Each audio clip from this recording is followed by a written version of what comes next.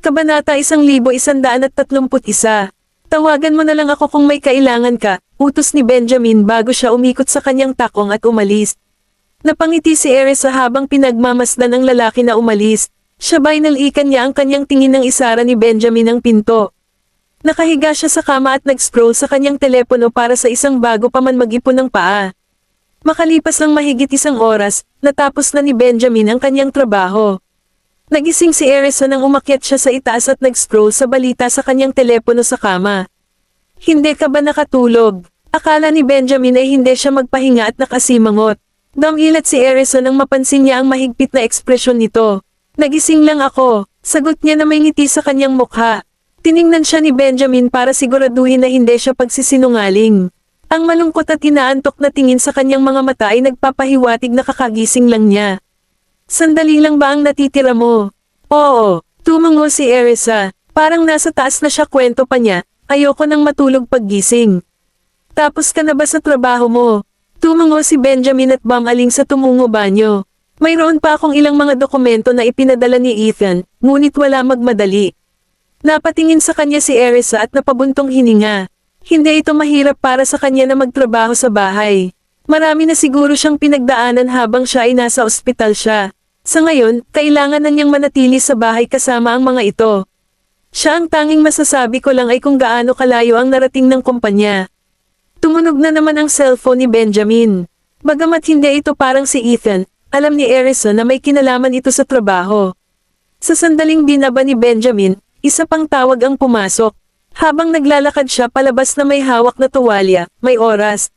Sinalubong ni Benjamin ang tingin ni Erisa at nakayuko ang kilay.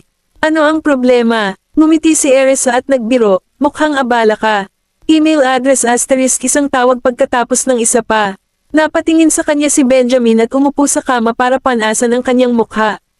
Ginugulo ko ba kayo? Hindi. Umiling si Erisa, kaya naramdaman ni Benjamin ang kanyang ipinch ang kanyang baba. Pagkatapos, tumayo si Benjamin para hugasan ang tuwalya. Kahit na ang kanyang mukhang magiliw si Shadow. Hindi mapigilan ni Erisa na ngumiti ng matamis sa kanya pagmamahalat lamang. Lumaki siya sa akin. Inilagay ni Benjamin ang tuwalya sa banyo at lumapit palabas. Gusto mo bang pumunta sa banyo? Tumango si Erisa. Napagtanto niyang lalong lumakas siya umaasa sa kanya. Nang lumingon si Benjamin, hinawakan niya ang kanyang mga braso sa paligid ng kanyang leeg. Benjamin, paano kung ayaw ko? Maglakad pa ba kayo sa hinaharap? Napatingin si Benjamin sa napakagandang mukha nito at ngumiti magiliw. Dadalhin kita kung ayaw mong maglakad. Napatingin sa kanya si Erisa. Hindi ka ba pagod sa akin pagkatapos? Ipinikit ni Benjamin ang kanyang mga mata at sumandal sa kanya. Nakita mo na ba akong napagod sa iyo kanina? Ngumiti si Erisa bilang tugon. Sinasabi ko sa hinaharap, hindi rin ito mangyayari sa hinaharap. Kung ikaw ay nag-aalala ka, baka mabantayan mo ako. Sagot ni Benjamin nang walang pag-aalinlangan. Napaungol si Erisa. Isang ngiti ang bumabalot sa kanyang mga sulok mga mata. Nagdilim ang ekspresyon ni Benjamin. Habang dinadala niya ito sa banyo, tumunog muli ang telepono bago niya ito maibaba. Tingnan mo, hinahanap ka ng lahat kapag wala ka sa opisina. Ngumiti si Erisa. Inutusan siya ni Benjamin na magbanyo at umalis para sagutin ang telepono. Alam niyang ayaw niyang marinig siya ng iba kapag nasa banyo siya. Nasa telepono pa si Benjamin nang maglakad si Erisa sa labas ng banyo. Nakasimangot si Benjamin sa kanya na para bang hindi siya sang-ayon sa kanya pag-uugali. Tumakbo siya papunta sa kama at dumilat sa lalaki ang telepono. Nakakapagod ang manatili sa bahay. Gusto kong magtrabaho masyadong. Matapos ibaba ni Benjamin ang tawag, sinulyapan niya ang si Erisa na nakahiga sa kama. Haha, pumunta at gawin ang iyong gawain. Sapat na ang pahinga ko. Natawa si Erisa ng tuyo. Hinawakan ni Benjamin ang noo at kinuha ang kanilang mga jacket, pagkatapos ay naglakad siya papunta sa kama.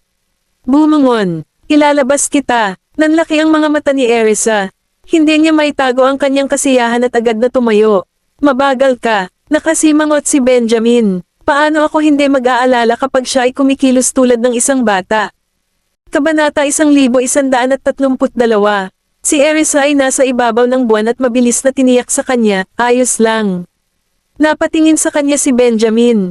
Wala siyang sinabi tungkol sa napansin niya kung gaano siya kasaya.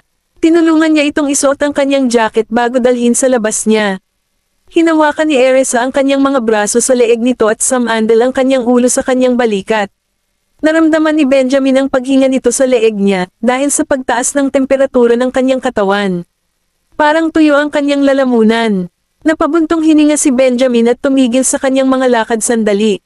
Inayos niya si Erisa bago umakyat sa hagdanan. Napansin ni Erisa ang kanyang tensyonadong ekspresyon at nag-iinit, humihinga siya na parang may tiniis siya. Ano ang mali? Nakakaramdam ka ba ng sakit? Ang mainit na hininga niya ay dumaan sa kanyang tainga. Isa ito sa mga sensitibong lugar ni Benjamin. Hindi, ayos lang ako. Hinawakan ni Benjamin ang kanyang mga ngipin habang pilit na pinipigilan ang nagninangas na pagnanasa sa loob ng kanyang puso. Napatingin sa kanya si Erisa at alam niyang nagsisinungaling siya. Kung ikaw ay hindi ka naman magaling sa pag-aaral, pwede mo naman akong pababain. Huminga ng malalim si Benjamin at tumingin sa kanya siya. Magkalayo ang kanilang mga mukha, kaya naramdaman nila ang paghinga ng isa't isa. Ang kapaligiran ay naging malabo at intimate. Sabi ni Benjamin, patuloy mo akong tinutokso. Paano ako magiging maayos? Nang marinig ni Erisa ang kanyang reklamo, sandaling napatigil si Erisa at tiningnan siya ng inosente. Kailan ko ba kayo tinutukoy? Bigla niya itong ibinaba sa kanto, nakahawak ang kanyang mga kamay ang pader sa likod niya. Hindi niya hinayaang hawakan niya ang malamig na pader, ngunit nakulong siya nito sa kanyang mga bisig. Hinalikan niya ito at hinalikan ng isang kamay sa likod ng kanyang ulo. Damilat si Erisa, naramdaman ang pagtibok ng kanyang puso na parang isang drum. Tuldok tuldok tuldok. Nang marinig ni Benjamin ang tinig ni Dario mula sa ibaba, pinigilan niya ang kanyang pagnanasa at pinabayaan si Erisa. Namumula si Erisa at ang kanyang mga mata ay namumula kumikinang. Mukhang kaakit-akit siya. Naramdaman ni Benjamin ang pag-uudyok na bumubuo mula sa loob. Siya, gusto ko siyang ihatid pabalik sa kwarto at sumama sa kanya. Namula si Erisa nang matugunan ang kanyang madamdaming tingin. Siya, tinakpan niya ang kanyang mga mata, kaya nakangiti siya. Inalis niya ang kanyang mga kamay at hindi niya magawa pigilan niya ang sarili na halikan muli ang pulang labi nito. Napatingin si Erisa sa kanya at mamulong, nandito na si tatay. Ngumiti si Benjamin. Ha! Alam lang ni tatay kung paano pupunta sa maling panahon para guluhin tayo. Niyakap niya ito, ang kanyang baba ay nakapatong sa balikat nito talam. Paminsan-minsan ay hinahaplos niya ang leeg nito. Sinubukan siyang iwasan ni Erisa at nagprotesta, "Hoy! Tumigil kumagat sa akin." Nagdilim ang mga mata ni Benjamin. Hindi ka ba nag-aaway lang sa akin kanina? Walang basehan ang akusasyon na ito. Sinubukan ni Erisa na alalahanin ang nangyari. Biglang, nanginginig ang kanyang mga labi. Paano ko malalaman na magiging reaksyon katulad nito? Wala naman akong ginagawa. Ako lang. Mga Pinoy lang ang mga Pinoy. Tinutokso mo ako. Hindi, nahihiyang si Benjamin nang iginigiit niya na sadyang inaakit siya nito. Hindi naman nag-e-enjoy si Erisa kaya sumagot siya, pwede naman sisihin mo lang ang kawalan mo ng pagpipigil sa sarili. Hinawakan ni Benjamin ang kanyang tainga at mamulong nakakaakit, iyon ay dahil masyado kang kaakit-akit. Agad na namumula ang mga pisngi ni Erisa. Maya-maya pa ay umakyat na si Edwin para tawagan sila. Sanang makita ang mga ito na nagyakap sa tabi ng pader, umubo siya ng awkwardly. Agad na pinigilan ni Erisa ang kanyang pagtingin dahil kahihiyan. Kalmado at tahimik si Benjamin, habang sinusulyapan niya Edwin. Ano ang problema? Ang kanyang tinig ay nanatiling walang pakialam at kalmado. Ito ay mahirap isipin na kumikilos siya na parang isang masamang tao ilang segundo na ang nakararaan.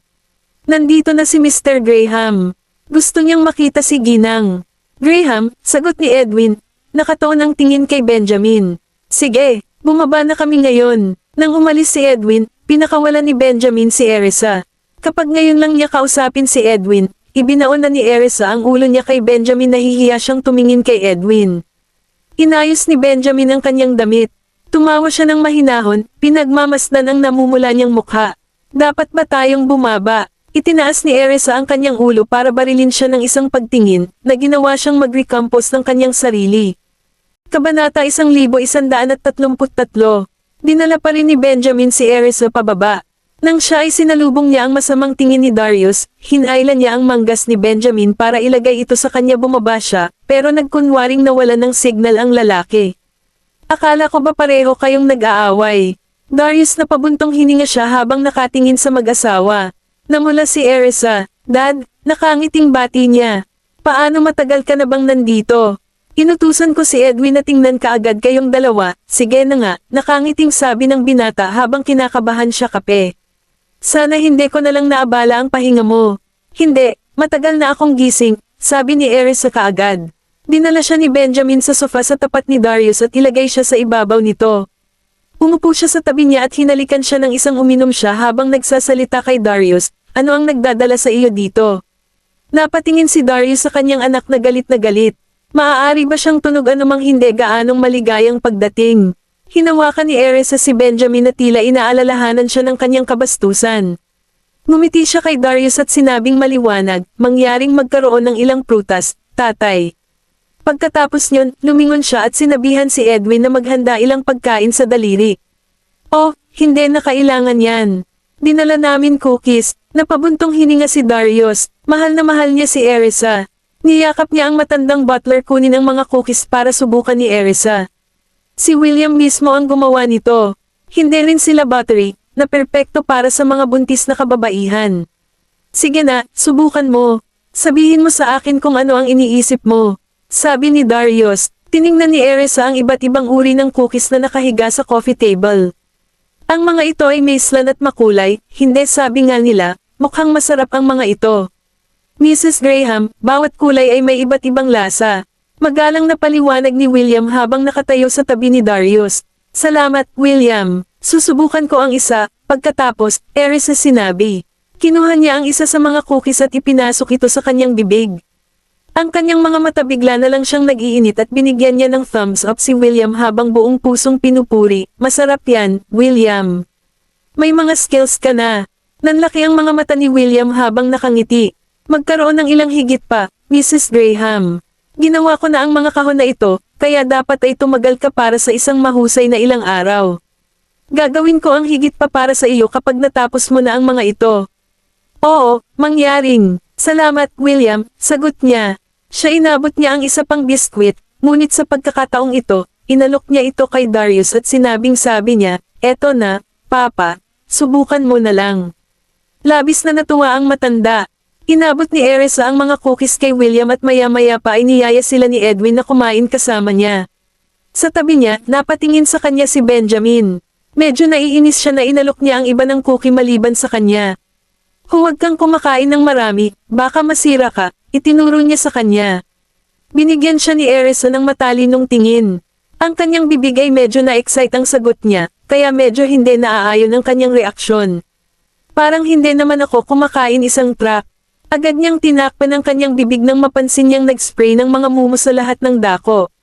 Bloating. Hindi, kinonsulta namin si Sean tungkol dito, at sinabi niya na ang mga cookies na ito ay maaaring maging isang tamang pagkain ng mag-isa.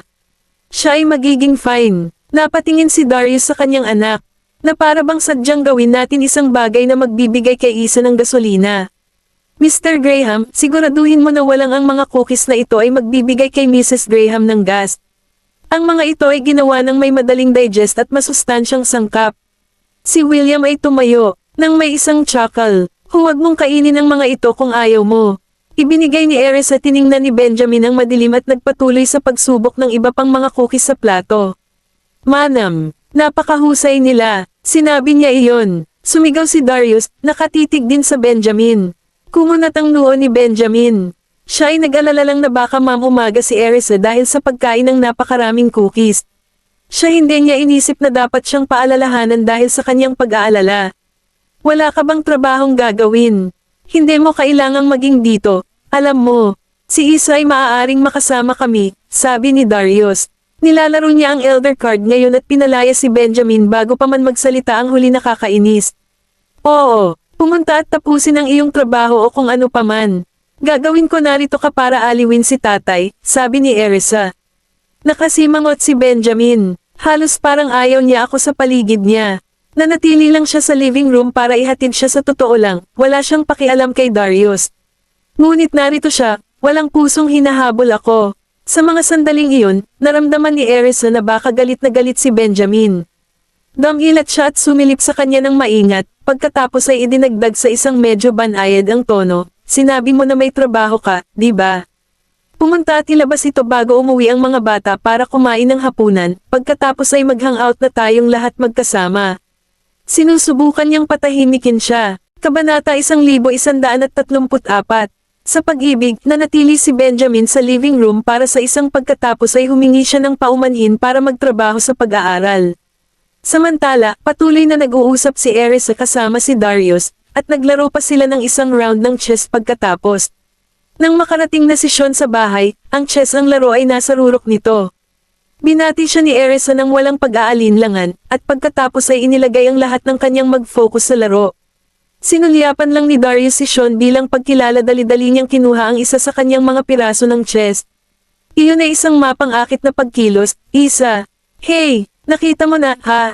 Ngumiti si Ares ng mapagmataas. Siya tiningnan niya ang chess piece na hawak niya sa itaas ng walang laman na parisukat at nagtanong, ikaw, sigurado ka bang gusto mong manatili sa plaza na iyon, Papa? Pinagsisihan ng matanda ang kanyang mga pagkilos sa huling mag-asawa sa mga sandaling iyon, hindi niya maiwasang panunukso sa kanya habang pinapaalalahanan siya na kaya niyang huwag nang magbago ang isip niya pagkatapos nito. Mahigpit na nakapikit ang mga kilay ni Darius habang siya ay pag-aralan ng chessboard. Pagkatapos, sa isang tame time na tumungo, sinabi niya, sigurado ako. Huwag kang mag-alala, sabi ni Ares sa isang kantaboses. Hinawakan niya ang kanyang tiwala sa sarili at sinimulan niyang waver, pagkatapos ay tumingin muli sa chessboard. Tumigil siya at sa wakas ay natapos na rin niya. Hinawakan niya ang isang piraso ng chess sa ibang parisukat at sinabing, ilalagay ko ito dito. Hindi napigilan ni Sean, William, at Edwin na mag-spotter mula sa kung saan sila nakatingin sa gilid. Napakahusay, kung gayon, siguro kailangan ko lang lumipat ang akin dito. Nang walang babala, inilipat ni Ares ang isang pyesa ng chess pasulong. Isa pang hakbang at kukunin niya ang chess piece ni Darius. Nang makita ito, nagpanik at mabilis na nagpanik si Darius. Ibinalik ang kanyang chess piece. Tinalikuran niya ang kanyang pagmamataas at inilagay ang pyesa ng chess sa ang unang parisukat na pinili niya kanina. Pagkatapos ay sinabing, sa palagay ko mas mahusay ako, iwanan mo na lang dito. Napangiti si Ares. Nasanay na siya kay Darius, pabago-bago ang pag-iisip. Excited na ako sa pag-uusap na ito, Sean, kwento niya, akala ko masyado kang mapagmataas para aminin duwag, old Mr. Graham. Napatingin si Darius sa binata at nagsalita, tahimik, ikaw. Hanapin mo ang boss mo at itigil mo na ang pag-abala sa akin. Ikaw ang gagawa sa akin mawala. Hindi nakapagsalita si Sean sa pagsabog ni Darius. Sa kabilang banda, itinago ni na William at Edwin ang kanilang ngumiti.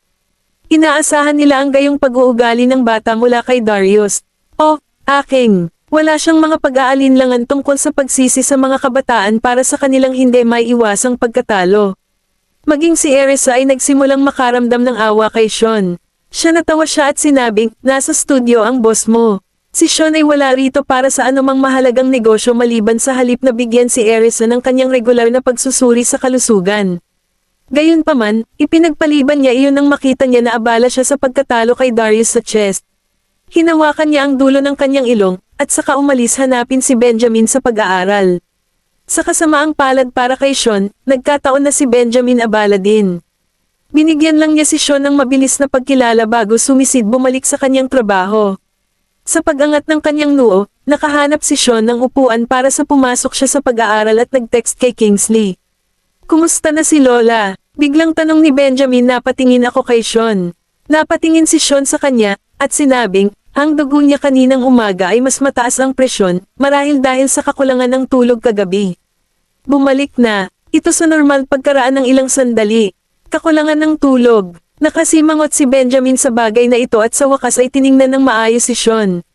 Nagluto ng tsaa si Sean at nagbuhos siya ng isang tasa para sa kwento niya, medyo malamig siya kagabi. Doon medyo nag-iinit din siya. Bakit hindi mo sinabi sa akin? Tanong ni Benjamin, habang isang madilim na tingin si Sean. Dinalaw sana nila si Maria sa ospital kung alam niyang may sakit siya. Wala namang seryoso. Binigyan ko siya ng tonic na ito umaga at mas maganda ang pakiramdam niya pagkatapos. Pagkatapos niyon, itinaas ni Sean ang kanyang tasa ng tsaa at sabi niya, gusto mo ba ng tsaa? Hindi, salamat. Si Benjamin ay nagmamadali laban sa oras tapusin ang iyong gawain. Meron ka na bang regular na check-up kay Ares? Hindi, naglalaro pa rin siya ng chess kasama si old Mr. Graham. Sinabi nila sa akin na nababagabag ko sila at pinalayas ako. Nagkibit-balikat si Sean, mukhang medyo nalulungkot. Tandaan na suriin mo siya, sabi ni Benjamin, pagkatapos ay nagpatuloy sa pagtatrabaho.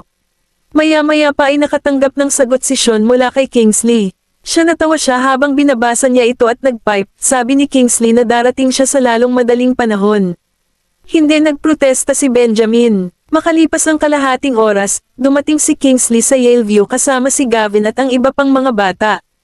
Inay, Lolo, sa kanilang mga bagahe ay nakatali pa rin sa kanilang pag-aaral, ang mga bata ay nag-uusap tungkol kina Darius at Erisa. Ang kanilang mga kamay at ang mga tinig ng bata ay nagbibigay ng masayang ngiti sa mukha ng lahat. Maligayang pagdating sa bahay, mga kapatid. Halika dito upang lolo, masayang bati ni Darius habang inaanyayahan niya ang mga bata na lumapit sa kanya. Siya sana ay mag-aral na lang siya sa eskwelahan kung hindi siya gaanong nasisiyahan sa pag-aaral laro ng chess kasama si Erisa.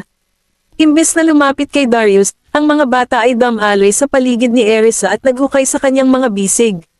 Nagpatuloy sila sa ilibing siya sa pamamagitan ng mga halik. Napabuntong hininga si Erisa habang niyayakap sila, at saka siya nagsalita kwento niya, hindi ba't lahat kayo ay magpapalam kay Lolo? Kabanata 1135. Nanginginig ang mga maliliit, sa wakas ay pinabayaan na nila matapos siyang yakapin ni Erisa ng matagal, pagkatapos ay lumapit kay Darius. Tuwang-tuwa na tanong ni Gavin, kailan ka nakarating dito? Lolo, dinala mo ba sa amin ang mga yummy snacks, Lolo? Jessie tumaas ng maliwanag. Naglalaro ka ba ng chess kasama si Mommy, Lolo? Tanong ni Zachary, sino ang nanalo? Kumain ka na ba ng hapunan, Lolo? Tanong ni Tim, Lolo, matutulog ka na ba ngayong gabi? Tayo ay lumabas ka na pagkatapos ng hapunan. Pumasok si Jasper, kumusta naman ang pakiramdam mo ngayon, Lolo? Tanong ni Danny, 6 na bata ang nagtanong ng kanilang mga katanungan sa ganitong paraan. Mabilis na sunod-sunod na si Darius ay ganap na nawala. Naririnig lang niya ang boses ni Jessie, tanong niya, dahil napakalakas ng boses niya kaya mas mataas ang boses niya. Maya-maya pa ay hinawakan niya ang dalaga ang napili ng mga tagahanga. Yes, I did get yummy snacks, but they are for ang iyong ina. Maaari kang magkaroon ng ilan kung gusto mo. Agad na nagliwanag ang malalaking mata ni Jessie. Tumakbo siya papunta sa Erisa at sabik na nagtanong, ano ang dinala ni Lolo, Mommy? Nakakamiss naman tayo, di ba? Natawa si Erisa habang hinawakan niya ang dulo ng ilong ni Jessie. Tanggalin mo na ang mga school bag mo, mga anak. Okay. Agad na lumapit ang mga bata, umupo siya sa kabilang kwarto at inilagay ang mga bag sa kabilang kwarto. Kinuha ni Erisa ang isang kahon ng cookies mula sa ilalim ng binuksan ng coffee table at itabi ito para sa mga bata. Huwag mong kunin higit sa 1 o 2, mga bata, o sa huli ay hindi mo nais na kumain ng hapunan. Mr. Watts, gusto mo ba ng ilan? Ngumiti at tumango si Kingsley. Tinulungan niya ang kanyang sarili sa isang sabi ni Coco, hindi ba nandito si Sean? Hindi ko siya nakikita. Oh, dapat nasa pag-aaral siya, sagot ni Erisa. Tumingin sa direksyon ng pag-aaral. Naroon din si Benjamin. Humingi ng paumanhin si Kingsley at lumapit sa kanya ang pag-aaral. Nakarating pa lang siya sa pintuan nang lumabas sina Sean at Benjamin. Boss, binati ni Kingsley si Benjamin. Tumango si Benjamin, nakilala si Kingsley na may isang cursory sulyap. Sa kabilang banda, hinalikan ni Sean si Kingsley at dagdag pa niya, matagal ka nang nakarating dito. Akala ko hindi ko makikita hanggang sa matapos ang hapunan. Napatingin sa kanya si Kingsley at itinuro ng tuyo, ako kailangan kong pumunta at sunduin ang mga bata mula sa paaralan. Ay, bakit hindi mo sinabi sa akin ng mas maaga? Maldita ito. Sean, napaungol siya habang nakatitig kay Kingsley. Gusto niya ang maganda rin ang impresyon ng mga bata sa kanya. Pagpasok niya sa kwarto at nakita niya agad naman siyang lumapit sa kanila. Hindi ba siya nasa ospital? Para sa isang doktor, siya siguradong marami siyang oras sa kanyang mga kamay, sabi ni Kingsley habang naglalakad siya kasama Benjamin. Pumunta siya rito para ibigay sa asawa ko ang kanyang regular na, sige na nga, paliwanag ni Benjamin, saka lumapit kay Erisa. Nasa coffee table pa rin ang chessboard. Sean, oras na para sa check-up. Benjamin, sabi niya kay Sean, abala siya sa paglalaro ng mga bata, nakalimutan na niya ang kanyang layunin dito. Bigyan mo ako ng 1 minuto, mga bata. Maglalaro ako sa inyo guys mamaya, okay? Hinaplos ni Sean ang ulo ng mga bata at nagmamadaling suriin si Erisa. Sa kasalukuyan, obligado na inilabas ni Erisa ang kanyang braso kaya maaaring kunin ni Sean ang kanyang presyon ng dugo at suriin ang kanyang mga vitals. Umupo si Benjamin sa tabi habang nakabalot ang kanyang braso sa kanyang baywang. Tapos ka na ba sa trabaho? Hindi siya humiwalay, sabi ni Benjamin, tinanong niya ito sa kanya. Oo, sagot ni Benjamin. Puntahan natin si Lola sa ospital pagkatapos ng hapunan. Hindi niya sinabi sa kanya na si Maria ay naging masama sa huli gabi. Sige, gusto ko lang iminumungkahi iyon, masyadong. Masayang sabi ni Erisa, ginhawa na hinayaan niya itong umalis. Ang bahay, lahat ng iba ay nanonood sa kanila ng may kasiyahan. Isang sandali kalaunan, inihayag ni Sean na tapos na siya sa pagsusuri. Kinakabahan na tanong ni Darius, Sean, ginagawa ba ni Isa ang lahat tama? Ayos lang siya, normal naman ang mga vitals niya. Nakaimbak si Sean, inalis niya ang kanyang mga kagamitan sa medical at lumapit kay Darius. Hayaan mo akong suriin ka, matandang Mr. Graham. Maaari rin niyang bigyan si Darius ng isang pagsusuri habang nandito na ang matandang lalaki. Hindi nagsalita si Darius at iniunat ang kanyang kamay para sa Sean para kunin ang kanyang presyon ng dugo. Makalipas ng ilang sandali, nag-impake si Sean ng kanyang mga gamit at sinabing, baka gusto mong mag-alaga ng pagkain mo, Mr. Graham. Ang iyong presyon ng dugo ay isang medyo mataas, kaya bawasan ang iyong calorie intake at magpahinga ng marami. Nang marinig ito, sinulyapan ni Benjamin si Darius, at pagkatapos ay lumapit siya kay William at sinabing, bantayan mo ang kanyang pagkain, William. Kabanata 1136. Ako ay ganap na maayos. Aaminin ko, medyo may nakuha din ako, ngayon lang ako naglaro ng chess, pero sigurado ako na ang presyon ng dugo ko ay magiging bumalik sa normal sa walang oras. Nagtalo si Darius, nagtawanan ang lahat. Ano ang isang kaibig-ibig na matandang lalaki? Sa ganoong sitwasyon, dapat magpahinga ka muna. Benjamin, seryosong tingin si Darius. Lolo, may sasabihin ka kung hindi ka feeling well, nag-aalala na, sabi ni Danny mula sa kinatatayuan niya sa tabi ni Darius, hinawakan niya ang mga daliri ng matanda. Oo, alam ko, huwag kang mag-alala, ako ay ganap na tama. Hinailan ni Darius ang bata sa kanyang mga bisig upang aliwin siya, pagkatapos ay inakusahan sinabi ni Benjamin at ng iba pa, tingnan ninyo ang ginawa ninyong lahat. Naiinis ka sa kaawa-awang bata higit sa wala. Uminom ka ng tubig, Lolo. Inabot ni Jesse ang isang baso ng sabi pa ni Dennis, tigilan mo na ang pag-inom ng kape. Napaungon si Darius sa tainga habang hinahawakan niya ang baso mula kay Jesse. Kahit anong sabihin mo, Jesse. Napapikit siya ng palibutan siya ng mga bata at ipinahayag niya ang kanilang pag-aalala para sa kanya. Lahat ay nag-uusap sa sala nang si Edwin ay nag-uusap, lumapit siya sa kanila para ipaalam sa kanila na handa na ang hapunan. Kasunod nito, nagtungo sila sa ang silid kainan. Mommy, bibisitahin mo ba kayo ni Daddy, Lolo at Lola pagkatapos ng hapunan? Tanong ni Gavin. Narinig niya si Erisa at ang pag-uusap ni Benjamin kanina. Oo, tama na, pagkumpirma ni Erisa, na nagbibigay ng ang mga bata ay mapagbigay na tutulong ng pagkain. Pwede ba tayong umalis, Mommy? Agad na tanong ni Zachary, nag-aalala siya at ang kanyang mga kapatid na baka maiwan siya. Natawa si Erisa. Malumanay ang titig niya habang nakatingin sa mga bata. Sabi niya, okay lang naman sa lahat, pero pwede ka nang mag-move on, ang iyong hapunan muna. Mabilis na inalis ng mga bata ang kanilang mga pagkain. Pagkatapos ng hapunan, dinala ni na Benjamin at Erisa ang mga bata pumunta sa ospital para bisitahin si Maria. Noong una ay gusto ni Darius na sumama sa kanila, ngunit tumanggi si Erisa at iginiit na magpahinga na lang siya sa bahay. Kinailangan pang bumalik sa ospital si Sean, kaya nagtag siya kasama si Benjamin at ang iba pa. Umalis na rin si Kingsley, alam niyang magiging naiinis siya sa isip kung mananatili siya sa Yaleview kasama si Darius. Nagulat si Maria nang makita silang lahat. Nag-aaway siya, ilang sandali pa ay hindi niya maitatago kung gaano siya kasaya sa kanilang pagbisita. Kumain na ba kayong lahat ng hapunan? Tanong ni Maria magiliw habang ang kanyang tingin ay nagwawali sa kanilang mga mukha.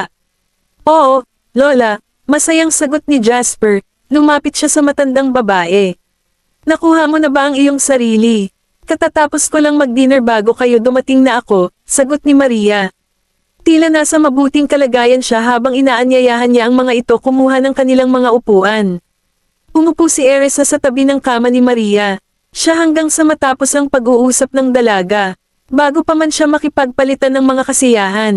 Bumili ng prutas si Kingsley sa daan patungo. Siya ilagay ang mga prutas sa mesa, at pagkatapos ay dalhin ang ilan sa mga ito sa lababo upang banlawan sila. Uminom ka na ng prutas, Madam Mary, sabi niya habang ibinigay niya ang mga prutas kay Maria. Kwento ni Marian, sa totoo lang, hindi mo naman talaga nagawa. Mabuti na lang at lahat kayo ay bumisita sa akin. Natawa si Kingsley, sabay nating kainin ang mga prutas, pagkatapos, nang makainom na si Maria ng isang hiwa ng prutas, ipinasa niya ang pinggan kay Erisa. Sabi niya, Erisa, gusto mo ba ng iba? Ngumiti si Erisa at tumingin sa kanya ng mausisa. Ikaw ba puntahan mo ba ang mga ito sa daan? Oo, mukhang fresh na fresh ang mga ito, kaya naisip ko na, sige na nga, sagot ni Kuya Germs at saka tinawagan ang mga bata para kunin ang kanilang bahagi ang mga prutas. Habang hawak pa rin ang kanyang mga kamay, mamaling siya sa tanungin mo sina Benjamin at Sean, Hoy, gusto ba ninyo ng prutas? Tiningnan ni Sean ang presyo ng dugo ni Maria, at ay matapos niyang tiyakin na maayos ang kanyang kagamitan at inabot niya ang mga prutas. Lolo, dapat sinabi mo na sa akin na hindi ka maganda ang pakiramdam kagabi, sabi ni Erisa. Pakiramdam niya ay may kasalanan siya dahil hindi siya nag-check up Maria sa mga araw na ito. Mas madalas ko na siyang makita ngayong ako na sa labas ng ospital. Hindi na kailangang gumawa ng bundok mula sa isang molehill. Sabi ni Mary nang walang pag-aalinlangan, na tumatawa. Malamig lang iyon lang. Wala seryoso. Okay na ako ngayon at ayaw ko na kayong lahat mag-abala sa akin. Mas maganda ka na ba ngayon, Lola? Nagmamakaawa si Danny habang nakatitig kay Mary na nanlaki ang mga mata. Oo, ako nga. Parang normal lang ang boses ko, di ba? Mahigpit na hinaplos ni Maria ang ulo ng binata. Well, mabuti na malaman, sabi ni Danny. Siya tiningnan siya sandali at pagkatapos ay nagpalabas ng bahagyang buntong hininga ng ginhawa. Kabanata 1137. Matapos ang ilang sandali na pag-uusap nila ni Marian, si Erisa sabi niya, Lolo, paano kung maglakad-lakad na lang tayo? Habang nakatingin sa kanya ay ngumiti at tumango si Maria. Sigurado, nang marinig ito ng mga bata, nagmamadali silang tumakbo para kunin ang lumipat ng wheelchair at itinulak ito. Lolo, pwede ka nang umupo dito, at kaya nating i-wheel ka sa paligid. Tuwang-tuwa si Maria sa matamis na kilos ng mga bata. Umupo siya sa wheelchair sa tulong ni Erisa. Tahimik na tiningnan sila ni Benjamin bago bumaling sa kanila. Sabi ni Ryan, gusto mo bang bumalik muna? Babalik tayo, sa lalong madaling panahon. Sa paghagis sa kanya ng isang sulyap, bumulong si Kingsley, ginawa mo hindi ka pumupunta kahit saan itong mga nakaraang araw. Hindi ka ba naiinip? Nais mo bang mag-hangout kasama ko ngayong gabi? Magkaroon tayo ng isang pagtitipon party. Hindi. Sa totoo lang, wala namang pakialam si Benjamin. Bumangon siya, lumapit siya kay Erisa. Maglalakad tayo sa hardin sa ibaba. Gusto mo bang sumama? Maingat na tanong ni Erisa habang siya ay nag-aalala siya na hindi niya ito papayagang umalis. Sige, tumango si Benjamin at hinawakan ang kamay nito. Sumakay ang mga bata sa wheelchair at hindi ko mapigilan ang excitement niya. Napatingin si Erisa sa mga bata na nakangiti at sabi niya, huwag kang magmamadali at huwag kang magmadali. Mag-ingat. Ibinaling ng mga bata ang kanilang mga ulo at sumagot sa malambot ang boses nila, sige, inay. Sina Benjamin at Erisa ay naglalakad sa likuran ng mga bata, habang sinundan sila ni Kingsley na may mga kamay sa loob ng kanyang bulsa. Tiningnan ni Erisa si Kingsley at nagtanong, Mr. Watts, gusto mo rin bang maglakad-lakad? Hindi, kailangan kong pumunta sa bahay ni Sean para makita. Medyo nahihiya si Kingsley na sundin, kaya hinayaan niya silang magkaroon ng espasyo para gumastos higit pang oras kasama si Maria. Pagkatapos ay sinundan ni Erisa ang mga bata papunta sa elevator. Tumabi na kayo, itulak ko siya sa loob. Benjamin lumapit, hinawakan ang hawakan at itinulak ang wheelchair sa wheelchair elevator. Tiningnan siya ng mga bata, at mabilis na tumabi, at maglaan ng puwang para sa kanya. Hinayla ni Benjamin si Maria sa elevator. Pagkatapos ay inihatid ni Erisa ang mga bata sa elevator. Sa ibaba, itinulak ni Benjamin si Maria palabas ng elevator bago hinayaan ang mga bata na i-wheel siya sa paligid. Pagkatapos ay ang kanyang telepono tumunog. Pamilyar ang mga bata sa hardin, kaya't ilang sandali pa ay naramdaman ko na ang pag-alis ni Maria.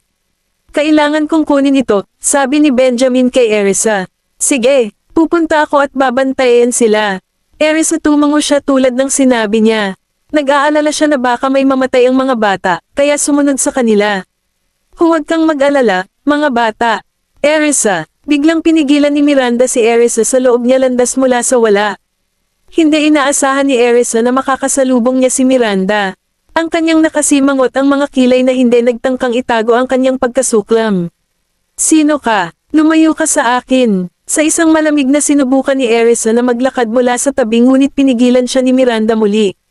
Ipinikit niya ang kanyang mga mata at malamig na napatingin sa huli. Sa pakiramdam ng pagkakamali, halos umiyak si Miranda. Erisa, matagal na rin tayong hindi nagkita. Ay miss na kita. Umuwi na tayo. Miss ka na rin ni Papa. Habang tinitingnan ang mapang akit na kilos ni Miranda, naramdaman ni Erisa na susuklam. Ano ang pinaglalaroan ng babaeng ito?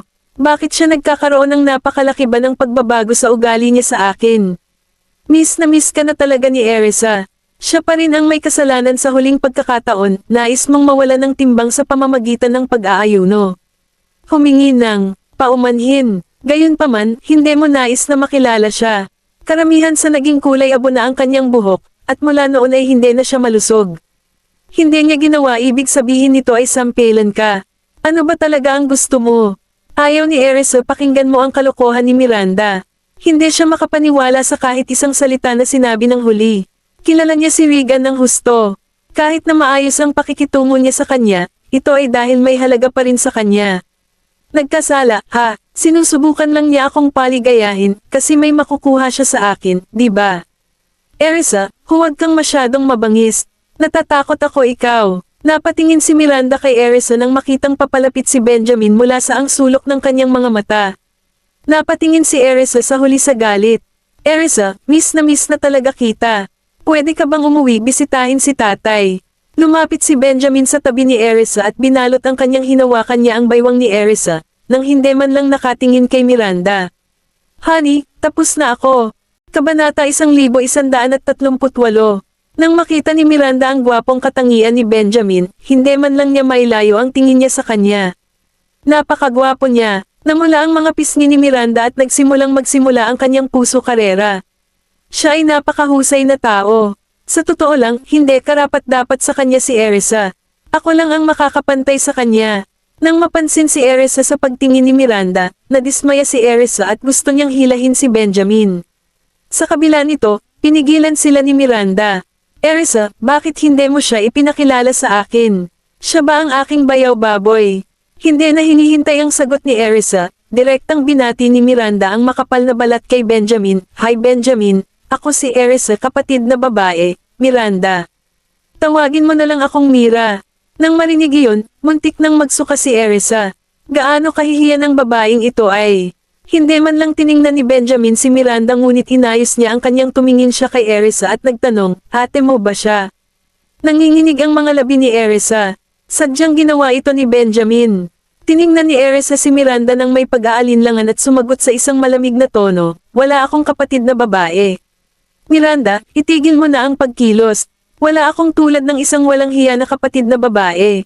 Erisa, alam kong galit ka sa akin. Pasensya na. Napaluha si Miranda na tila siya ay labis na nasaktan at tumingin sa lahat kaawa-awa. Ipinikit ni Erisa ang kanyang mga mata at saka sumulyap Benjamin.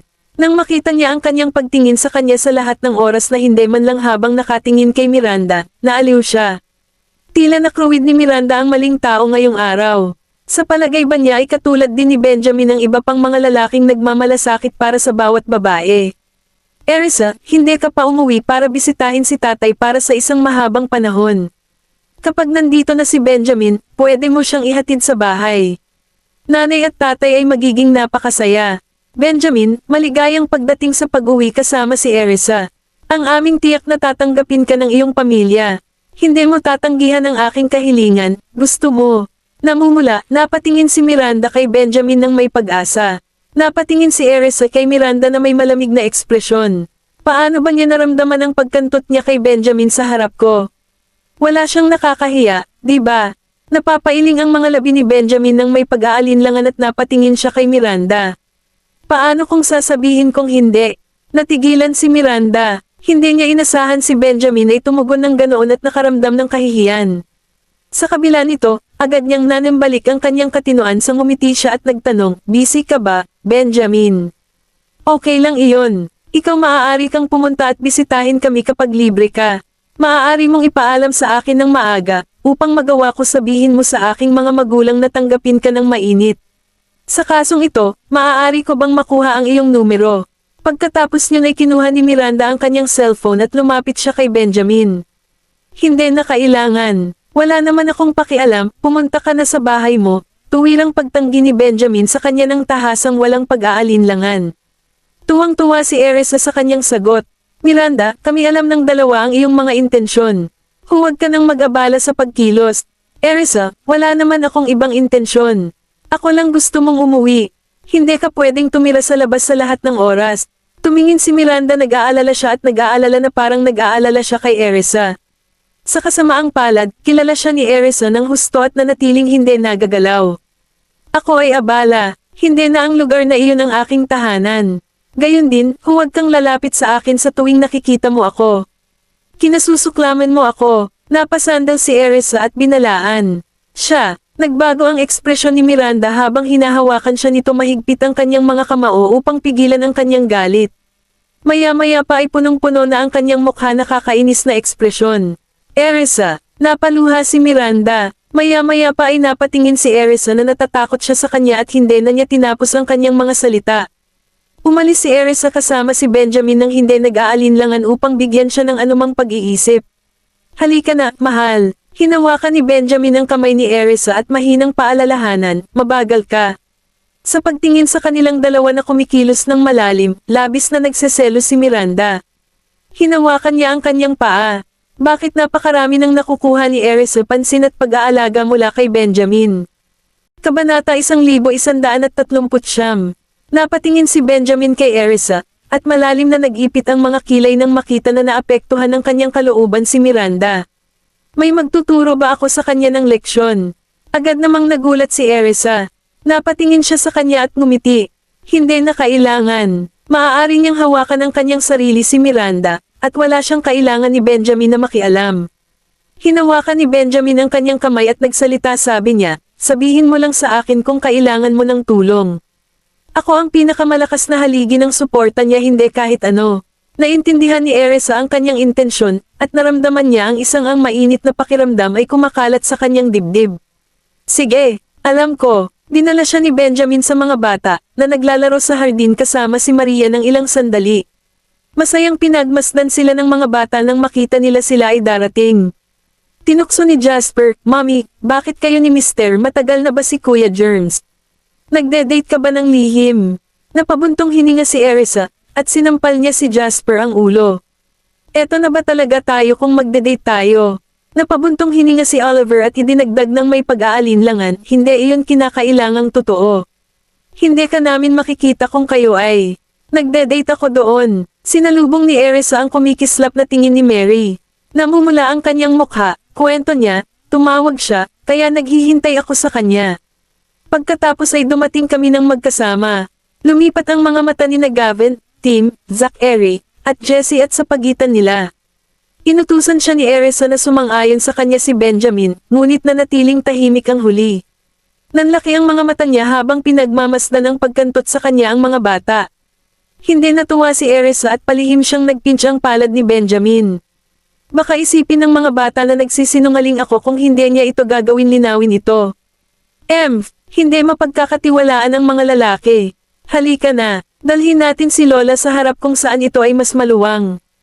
Lumapit si Erisa at itinulak ang titi ni Maria wheelchair. Gusto niyang ihatid si Maria sa isang paglalakad sa tabi ng lawa. Hayaan mo akong gawin iyon. Nais ni Benjamin na bigyan siya ng isang buti na lang at hindi siya pinayagan ni Erisa. Nag-alinlangan si Maria nang makita niyang nakatitig si Benjamin, kinakabahan ako kay Erisa. Napatingin siya kay Erisa. Isa, hayaan mo na si Benjamin ito. Lola, ayos lang. Hindi napapagod na ipilit ang iyong sarili wheelchair, nakangiting sagot ni Erisa. Maya-maya pa ay hinalikan niya si Benjamin. Lagi siyang gumagawa ng kaguluhan mula sa wala. Maayos ang katawan ko at wala problema sa normal na pang-araw-araw na gawain. Hindi naman ako nagtatrabaho sa trabaho. Tiningnan ni Maria si Erisa, at hindi niya alam kung iyon ang kanyang imahinasyon. Isa, pagod ka na ba lately? Mukhang medyo anemic ka. Natigilan si Erisa. Masasabi ba ni Lola, alagaan mo ang sarili mo at hindi lang mag-focus sa iyong trabaho? Dapat kang kumain ng higit pang mga suplemento upang mapunan ang iyong sigla. Ang mga kababaihan ay kailangang magbigay ng sustansya sa kanilang sarili bawat buwan, kung hindi, madali lang magkasakit. Akala ni Mary ay dahil sa pagod ni Erisa sa trabaho at kakulangan ng trabaho-nutrisyon. Patuloy pa rin siyang nagbabahagi ng kanyang mga karanasan. Kaya mo uminom ng sabon pagkatapos ng oras na iyon ng buwan. Maaari kang magdagdag ng tonic o inumin marami pang chicken soup kapag nasanay ka na sa paggawa niyan. Naramdaman ni Erisa na namumula ang kanyang mga pisngi habang sumisilip siya Benjamin. Natuwa siya nang makita siyang bahagyang nalilito. Alam ko, Lola, huwag kang mag-alala tungkol sa akin. Mayroon kang alagaan mo ang sarili mo sa ospital. Sabihin mo sa akin kung may kailangan ka. Huwag kang mag-alala tungkol sa pag-abala sa akin. Hindi ako natatakot na kunin ang problema. Maaari nating maging masaya ka lamang kung gumaling ka. Hinawakan niya si Maria at tumango siya isang ngiti.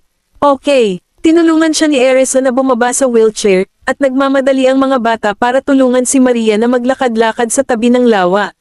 Sumunod sa kanila sina Erisa at Benjamin, at ang kanilang nakatutok ang mga mata sa mga bata at kay Maria. Ano ang kahulugan ng oras na iyon ng buwan? Benjamin, hindi ko maiwasang magtanong dahil narinig niya ito. Ilang beses na siyang nagsalita. Napatingin si Erisa at bahagyang tiningnan ang piyok ni Benjamin, nakakahiya na tingin na may kumikislap na mga mata. Ibig sabihin nito ay panahon ng isang babae. Bakit nga ba ganito ang tawag sa buwan na yan? Mahigpit na nakadikit ang mga kilay ni Benjamin dahil nalilito pa rin siya. Ano ang ginagawa ng isang may kinalaman ba ang panahon ng mga kababaihan sa oras ng buwan? Ako ay ganap na mali ang pagkaunawa sa kahulugan. Nanginginig ang mga labi ni Erisa. Hindi ko alam. Iyon lang ano ang tawag dito ng mga tao. Maaari mong hanapin ito. Kabanata 1140. Binuksan ni Benjamin ang kanyang cellphone at nagsimulang maghanap. Nang makita siya ni Erisa na naghahanap ng mabuti, ang kanyang mga labi nagsimulang mag-twitch. Nang makaalis na si Benjamin, iniabot niya ang telepono Erisa. Seryosong sabi niya, ito ay isang pag-uusap. Tingnan mo, bagamat nawalan ng pag-asa si Erisa, nagsalita pa rin siya, parang naramdaman niya ang pagkamausisa. Wala ka ba talagang ideya? Tanong ni Benjamin na may napangiti siya nang makitang naguguluhan siya. Umiling si Erisa at hinawakan ang kanyang mga labi. Maraming sa totoo lang, hindi alam ng mga tao. Ginagamit lamang nila ang termino dahil nakikita nila ang iba ginagamit ito ng mga tao. Nag-enjoy naman si Benjamin. Parang nag-aaral siya, nakakatuwang paksa, at nagpatuloy siya sa pagbabasa. Nag-iiba rin ito ayon sa rehiyon. Bawat isa iba ang pangalan ng lugar para dito, at ang ilan ay tumutukoy dito bilang Shark Week. Napansin ni Erisa ang mga sulyap ng mga taong dumadaan. Hinawakan niya ang laylayan ng kanyang t-shirt at mahinang paalalahanan, nakuha ko ito. Itigil ang pagsasalita tungkol dito. Pinagtatawanan ka ng mga tao. Napatingin si Benjamin sa paligid at nakasimangot. Napapikit si Erisa pero agad siyang tumigil habang nakatagpo niya ang kanyang madilim na tingin. Ikaw na ang tumatawa. Samando si Benjamin, lumapit sa kanyang tainga at binalot ang kanyang braso sa baywang nito ng may paghihiganti. Inosenteng dumilat si Erisa. Hindi, naalala ko lang kayo dahil ang mga taong dumadaan ay nagbibigay sa iyo ng kakaibang tingin. Inakusahan mo na mali ako. Ilang beses na siyang napabuntong hininga gamit ang kanyang mga pisngi, nag-puff out. Nagdilim ang tingin ni Benjamin sa pagnanasa. Umabot siya lumabas para ipisil ang pisngi niya. Talaga, maniwala ka man o hindi. Hinawakan ni Erisa ang kanyang ulo at napatingin siya sa mga bata at kay Maria. Dali-dali siyang lumapit kay Maria, tumakas sa kanyang paghihiganti. Ngumiti si Benjamin at sumunod sa kanila sa likuran, kumpanya ni Maria. Gayunpaman, hindi nagtagal ay nakatanggap siya ng tawag dahil sa kanyang abala sa trabaho schedule. Nakatitig pa rin si Benjamin kay Erisa kahit na sinagot niya ang tawag. Ipinaakyat ni Erisa at ng mga bata si Maria sa itaas pagkatapos isang oras na siyang naglalakad ng walang pag-aalinlangan. Sumunod naman si Benjamin sa likuran sila. Si Benjamin ay nalulunod sa trabaho. Dapat kayong umalis, bumalik ng maaga. Masasabi ni Mary na abala si Benjamin sa dami ng tawag siya ay tumatanggap. Araw-araw siyang ganito. Sumagot naman si Erisa ng isang ngumiti siya habang hinihimok si Maria pabalik sa ward. Kailangan mo siyang magpahinga at huwag labis na trabaho. Nag-aalala si Maria para kay Benjamin. Sige, kausapin ko na lang siya pagbalik natin. Tumango si Erisa at tiningnan ito. Nais ni Erisa na tumulong sa paglilinis ni Maria sa ward, ngunit pinigilan siya ng matandang babae. Dapat bumalik kayo ngayon. Ako na ang nag-wipe ako mismo sa hapon. Nang makitang nasa telepono pa rin si Benjamin, si Eris na nagkaroon siya ng mas maraming oras para makasama si Maria. Hindi rin umuwi ng maaga ang mga bata, kaya't nakipaglaban sila upang ikwento ang mga kwento kay Maria. Nagpaalam na lang sila kay Maria at bumalik tapos na ang pag-uwi ni Benjamin. Tahimik ang anim na bata at naghihilik sa daan bumalik. Huwag kang matulog, paalala ni Erisa. Napaungol siya habang pinagmamasdan niya ang mga ito na malapit ng matulog. Nagkatinginan ang mga bata at nagpalitan ng tingin isa't isa. Mami, nag-iinit lang tayo. Niyakap sila ni Erisa at hinalikan ang kanilang mga mukha. Malapit na tayong umuwi. Bakit hindi ka magsalita? O kumanta? Hindi ko pa matagal na kayong kumanta. Mami, sisimulan ko na. Tuwang-tuwa si Jessie na nagsimulang kumanta. Sina Zachary, Oliver, at Jasper ay sumali. Masyado nang nahihiya si Gavin na kumanta. Tumingin siya sa lahat ng ito, walang nakakaalam kung marunong ba siyang kumanta o hindi. Sa kabilang banda, hindi marunong kumanta si Tim. Hindi pa siya tinuruan ng kanyang guro kung paano kumanta, at hindi niya ito narinig kanta. Ang kantang ito ay isinulat ni Zachary, Oliver, Jasper, at Jessie. Napakaganda ng kanta, at ang mga kapatid ay nag-uwi pa ng isang malaking parangal para dito. Madalas nilang kantahin ito dahil mahal na mahal nila ito. Napansin ni Erisa na hindi alam ni na Gavin at Tim kung paano kinanta niya ang kanta at ipinaalala sa kanyang iba pang mga anak, Zachary, Gavin, at Tim. Hindi ako pamilyar sa kantang ito. Ikaw na ang bahala sa pagtuturo sa kanila. Oo, inay. Agad na natagpuan ni Zachary ang lyrics. Sina Oliver, Jasper, at Jessie ay sumama rin sa pagtuturo. Ang lyrics ng kanta ay linya sa linya para kina Gavin at Tim.